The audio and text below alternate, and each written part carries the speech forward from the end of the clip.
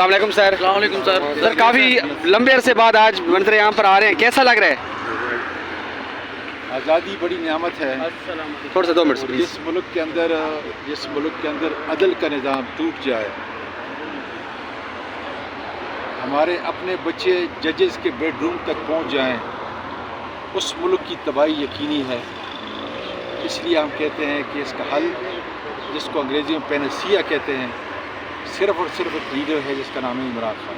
اچھا سر, اعظم سواتی صاحب بہت عرصے پہلے بتاتے رہے, رو رو کے ایموشنل ہو کے بتاتے رہے, چیخ چیخ کے بتاتے رہے کہ یہ ظلم ہو رہا ہے. یہ جو آج میرے گھر تک جو ہے ان کے ہتھ کنڈے پہنچے ہیں, کل آپ کے گھر تک بھی یہ شعلے پہنچیں گے.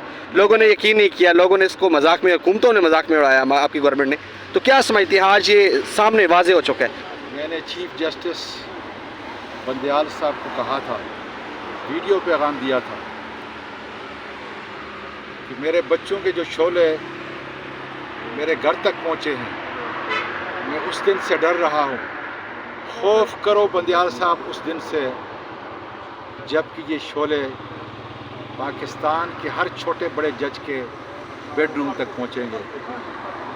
آج مجھے ندامت ہو رہی ہے کہ جو کچھ کہا تھا سچ کہا تھا,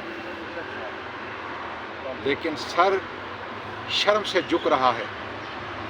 سوچ رہا ہوں کہ میرا بستہ رستہ پاکستان میری آنکھوں کے سامنے اس 76 سال کی عمر میں کیسے تباہ ہو. اللہ کرے کہ آج بھی ہم اس ملک کو بچانے کے لیے انصاف کے تقاضے پورے کریں, عدل کا نظام دیں, اور جج اور وکیل کو اتنا آزاد کر دیں کیونکہ ان کی آزادی سے میرے ملک کا مستقبل, آنے والی نسلوں کا مستقبل منسوب ہے. سر آج سائفر کیس کی سماعت ہے اسلام آباد ہائی کورٹ میں, اس متعلق آپ کیا کہیں گے سر؟ بیٹا میں ابھی جا رہا ہوں انشاءاللہ تعالی. بڑی مہربانی. تھینک یو سو مچ. پتہ چلے گا تو بتائیں گے. اس وقت اعظم سواتی صاحب ایک بہت لمبے عرصے کے بعد روپوشی کی جو زندگی تھی, جو ایک دم روپوش تھے, وہ جو ہے آج ایک دم سے منظر عام پر آئے ہیں. اور ان کا کہنا ہے کہ جو روپوشی کی زندگی ہے بہت خطرناک ہے, بہت درد والی زندگی ہے جو میں نے گزار کیا ہوں. اور میں واضح بتاتا رہا ہوں کہ چیخ چیخ کے بتاتا رہا ہوں کہ میرے گھر میرے فیملی کے ساتھ ظلم ہوا ہے.